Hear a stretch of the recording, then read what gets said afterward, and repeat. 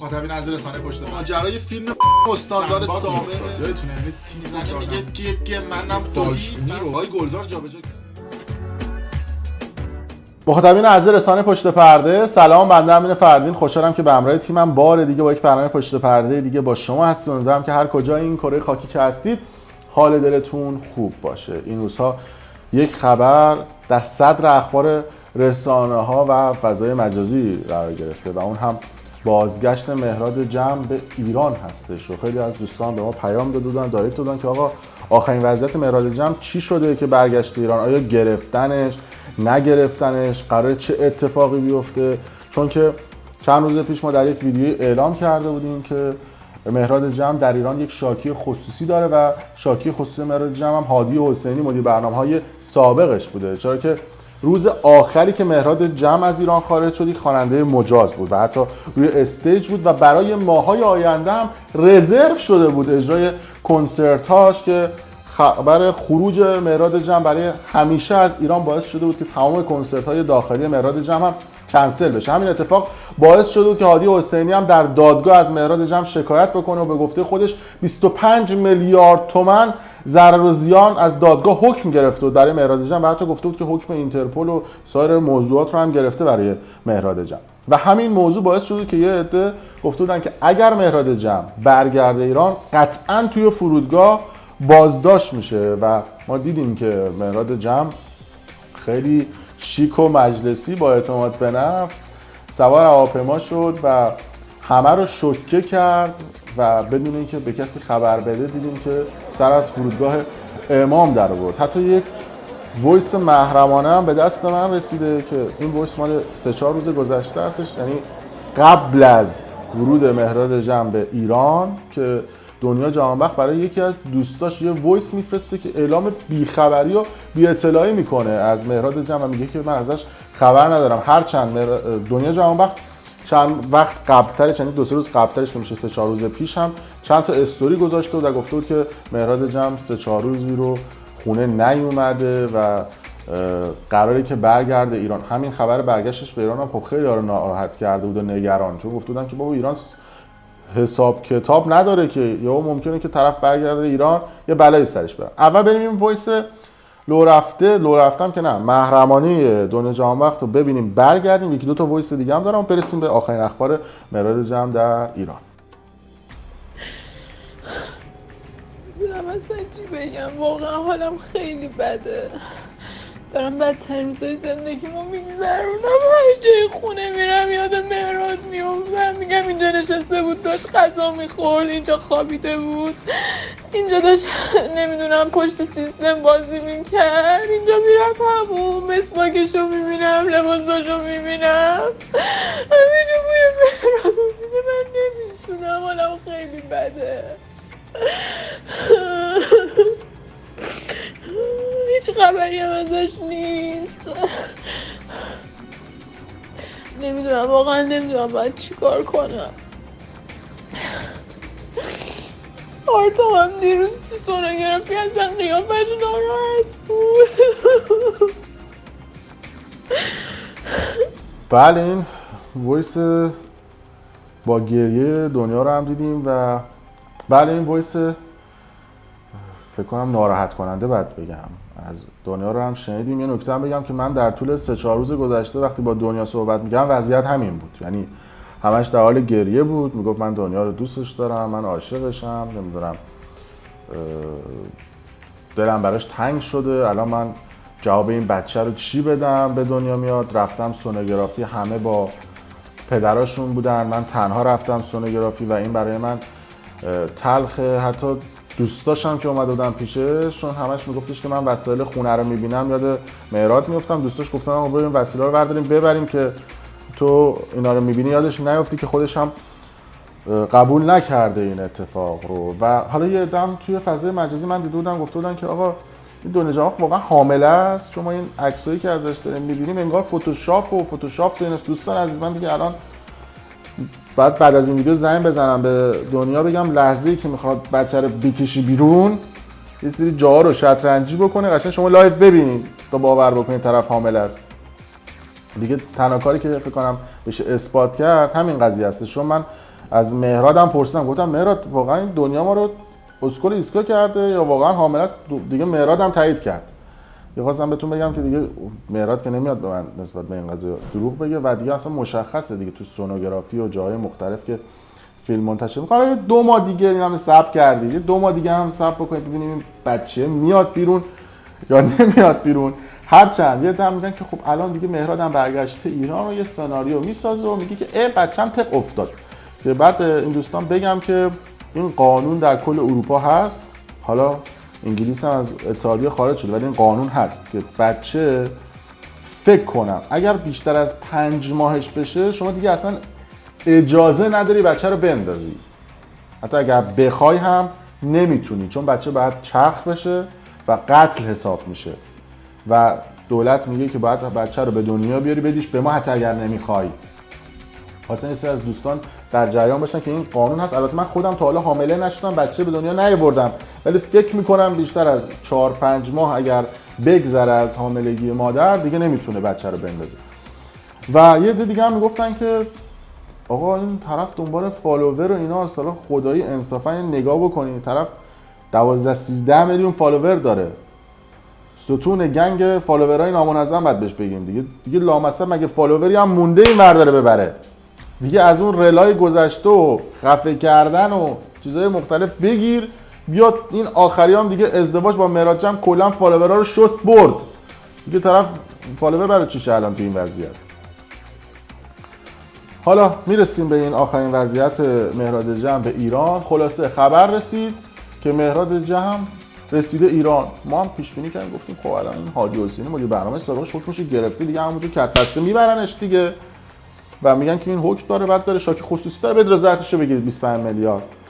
ولی در کمال ناباوری یا در کمال باوری بعد ببینید هر چی که فکر کنم اینجا به درد بخوره، دیدیم که مهراد جمع اومد داخل ایران و خیلی راحت هم وسایلش رو گرفت. 4 تا ساک هم داشته. البته گمرک یه 3-4 ساعتی هم مهراد جمع رو نگه داشت. فکر کنم یه سری وسایل الکترونیکی چون برده داخل ایران، شاید حالا نمیدونم کارت صدا یا محتویات کامپیوترش رو برده ایران، احتمالاً گمرک به اونها ایراد گرفته، چون بچه‌ای که تو فرودگاه بودن و دیده بودن مهراد جمع رو مثل اینکه تمام ساکاشو باز کردن، کنترل کردن و چون تعداد بارش هم و حجم بارش هم زیاد بوده دیگه هیچ ایراد دیگه ازش نگرفتن. حتی نکته عجیب و جنجالی این اتفاق اینه که هادی حسینی با وکیلش گویا داشته میرفته فرودگاه، خبر رسیده بوده که مهراد جمع داره میاد ایران، اینا میخواستن برن فرودگاه که مهراد جمع رو بازداشت بکنن و دستگیرش بکنن، اما گویا یه سری نهادهای ناظر، حالا نمیدونم نهاد امنیتی بوده، حراست ارشاد بوده، کجا بوده، به هادی حسینی زنگ میزنه میگه شما حتی اجازه ندارید وارد فرودگاه بشید و اجازه ندارید نسبت به این قضیه اظهار نظر بکنید و برگردید از فرودگاه برید. حالا این وسط مهراد جمع با کی کانال زده، با کجا کانال زده، چه اتفاقات و فعل و انفعالاتی پیش اومده که حتی هیچ کسی حاضر نکرده بهش تو بگه، پشمای ما ریخته. و البته توی آخرین تماسش با من که توی اگر اشتباه نکنم فرودگاه دوحه بود، گفته بود که من برم برمیگردم ایران و اونجا دارم از هادی حسینی و برادران حسینی، حالا هادی دیگه شما برنامه سابقش بوده، شکایت میخوام بکنم چون اون به من ضرر زده، منو بازی داده و حالا اینجوری که این اتفاقات داره میره جلو گویا مهراد جمع داره راست میگه و قراره تو ایران از این آدم شکایت بکنه. چون الان هادی حسینی خب شاید تو پلن خودش هم گفته خب از این آدم شکایت میکنم، بازداشتش میکنم، بعدش هم بهش میگم که برای رضایت دادن و برای اینکه من رضایت منو جلب بکنی باید به اندازه 25 میلیارد تومان برای من موزیک تنظیم بکنی تا من رضایت بدم. اون پولی نداشت مهراد که، حالا پول درست یه سری راهنگار داده بود، یه سری کمپانی براش پخش کردن، 25 میلیارد تومان باید میدونم داشته باشه، مگر اینکه دنیا از اونجا یه پولی شارژ بکنه بیاد این ور که این اتفاقات بیفته. ولی اینکه حالا حتی اجازه نمیدن هادی حسینی به عنوان مدیر برنامه‌هاش نزدیکش بشه، این هم خودش جای سوال داره. و از اون طرف پست معنادار و آخرین پست مهراد جمع هم شاید خیلی از سوالات رو جواب بده. پستی که به حالت خنده از داخل ایران داره پلی‌استیشنشو بازی میکنه و گویا داره به یه عده میفهمونه که اونایی که میخواستن منو تو ایران بگیرن و شاید هم هادی حسینی و تیمش تخم مرغ توی یخچال منم نمیتونن مثلا بپزن و من دارم توی ایران پلی استیشن بازی میکنم و شاید هم یه تو دهنی به اون افراد بوده. از اون طرف من صحبتایی هم که با دنیا میکردم که الان توی لندنه، دنیا الان 3-4 روزی رو بیخبره از مهراد و میگه که من آخرین تماسی هم که با مهراد گرفته بودم همون آخرین باری بود که تو فرودگاه بود، هر کاریش هم میکنم مصاحبه نمیکنه. یعنی انقدر میگه من شرایطم بده میخوام مصاحبه بکنم چی بگم، راجع به چی صحبت بکنم. یعنی متاسفانه به اصطلاح خودمون پا نمیده به مصاحبه. ولی خب یه وایسایی رو برای یکی از دوستان مشترک ما فرستاده بود و من مجبورم که از اون وایس ها به عنوان رفرنس استفاده بکنم و براتون پخش بکنم و بدونید که چه اتفاقاتی افتاده که ابراز بی اطلاعی هم کرده بود تو اون وایس. برای اینکه بهتون اثبات بشه من مجبورم که اون وایس رو براتون به عنوان سند و مدرک رو بکنم. ببینید. نمیدونم آخرین تماسی که داشتیم تا فکر کنم سه‌شنبه شب بود دیگه اگه اشتباه نکنم که به من گفتش که من تو فرودگاه قطر هستم و دارم میرم ایران، که من همچنان فکر میکردم که هیچ وقت این کار رو نمیکنه و اصلا نمیتونستم تصور کنم. برای همین گفتم که اگه راست میگی خب به من نشون بده که تو اونجایی تو فرودگاه قطری، چون من همش فکر میکردم لندنه، فکر مثلا داره اذیت میکنه یا همچین چیزی. بعد بهش گفتم که عکس بده دیگه، عکس که داد از اون فرودگاه و خودش و صندلی‌ها و اینا، دیگه مطمئن شدم که راست میگه. و اینکه از اون آخری تماسی بود که من باش داشتم، بعد از اون دیگه هیچ تماسی نداشت با من و اصلا شماره هاش همه دیگه لستینش مال همون تایمه که با من حرف زده. دایرکت اینستاگرامش هم جواب نمیده، نمیدونم ولی داره پست میذاره، نمیدونم مثلا. یعنی فقط امیدوارم که یه خبری یه چیزی حداقل بده من، چون خیلی یعنی دارم از نگرانی نمیدونم دارم میمیرم فکر کنم. فقط امیدوارم که هر چیز زودتر یه خبری چیزی بده از خودش. خب این سیم میکروفون منم دوستان زده بود بیرون دیگه، برای حال من دیگه خواستم درستش بکنم بعد ادامه رو ضبط کنم دیگه آخرای ویدیو.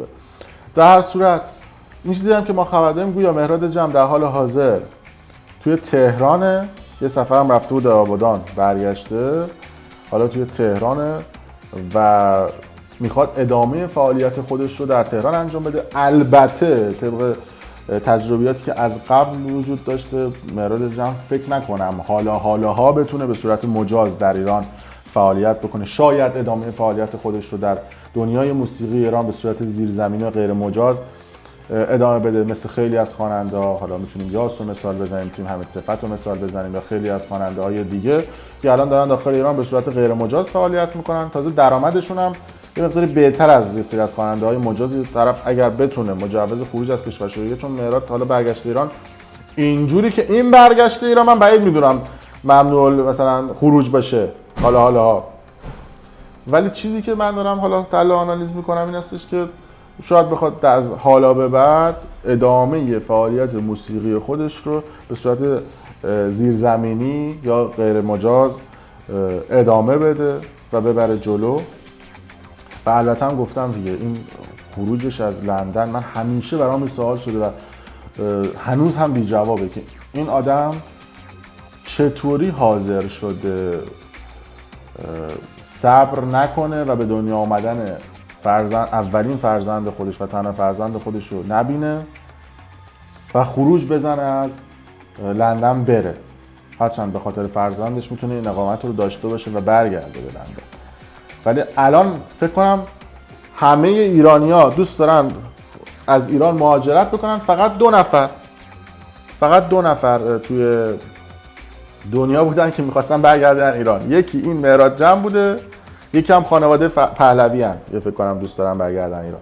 و نکته‌ای هم که وجود داره هستش که من آخرین تماسی هم که با مهراد گرفتم توی فرودگاه بود، صدا هم میومد، بعد از اونم دیگه با من در تماس نبوده، که اون موقع میگفت من اگر بخوام برگردم ایران برای من یه دونه تاریخ انقضایی 2 هفته‌ای گذاشتن و گفتن که باید توی این 2 هفته برگردم ایران. بعد از اون اگر بخوام برگردم ایران به مشکل میخورم. حالا کدوم نهاد ناظر، کدوم آدم، کدوم شخص پرنفوذ این 2 هفته رو به مهراد جمع فرصت داده بوده که حتی بهش حاضر نشده بگه آقا وایس بچت به دنیا بیاد، از لحظه به دنیا اومدن 2 هفته فرصت داری و گفته آقا جمع کن برگرد ایران، که جمع کنی بیا یک جمع جدید رو در ایران آغاز بکنی. این هنوز یک علامت سوال بزرگه. و از اون طرف هادی حسینی هم که بدون برنامه سابق مهراد جمعه،